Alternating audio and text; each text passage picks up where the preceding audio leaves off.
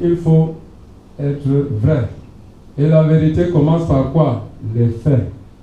Au Cameroun, la désinformation ou le fake news gagne de plus en plus du terrain dans les médias et les réseaux sociaux. Les gens se livrent à faire du n'importe quoi et à mettre de côté la base même de notre travail, comme je le disais tantôt, qui est de collecter, de vérifier, de traiter l'information avant de la publier.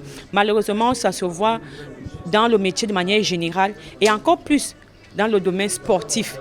Comme ça suscite beaucoup de passion, comme ça suscite trop d'émotions et que malheureusement beaucoup d'argent circule, on a du n'importe quoi. Parce que tu es de tel bord ou de tel autre bord, les gens se livrent, quelqu'un se réveille le matin et il publie ce qui n'est pas vrai sans prendre la petite peine de contacter une ou deux sources, ce qui est la base même de notre métier.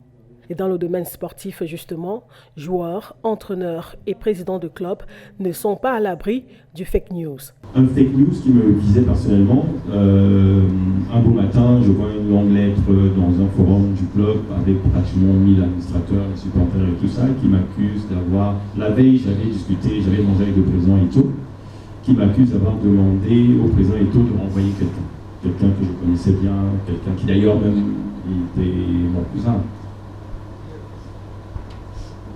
Je vous avoue que j'étais totalement déstabilisé parce que la problématique effectivement du fake news, c'est qu'il faut pouvoir prouver que c'est faux. Au-delà de réagir directement, je crois que j'ai laissé passer au moins 3-4 jours avant de faire une lettre officielle en disant que c'est pas vrai.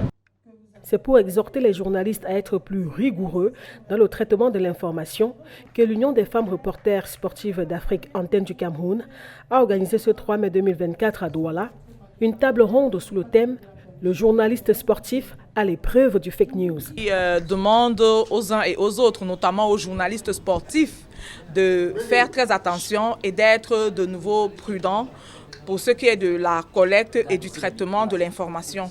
Parce que nous sommes dans un environnement où nous pensons que les délits de presse n'existent plus, alors qu'ils existent bel et bien. Et nous avons le droit et le devoir de mettre à la disposition du public une information vraie, une information recoupée et une information crédible. Outre les hommes des médias, les étudiants des filières journalisme de plusieurs instituts supérieurs ont également pris part aux travaux et ont retenu ceci. Le fait où la presse n'a réellement pas une liberté d'expression et tout, les conséquences et les avantages du métier de journalisme, ce qu'il faut faire, ce qu'il ne faut pas faire, les conséquences à payer lorsqu'on fait un fake news et tout. Et les conséquences sont multiples, notamment sur le plan judiciaire. Alors, s'agissant des sanctions, il faut noter qu'il y a plusieurs types de sanctions. Déjà, les sanctions administratives.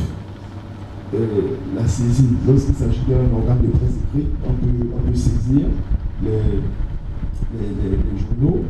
Il y a également l'interdiction. On voit que c'est des sanctions très graves qui peuvent ruiner une carrière. Il y a l'interdiction.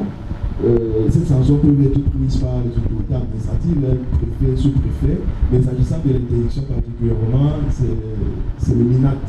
En plus de ces sanctions administratives, un journaliste coupable de fake news s'expose également aux sanctions judiciaires, aux effets de la loi sur la cybercriminalité et la loi antiterroriste.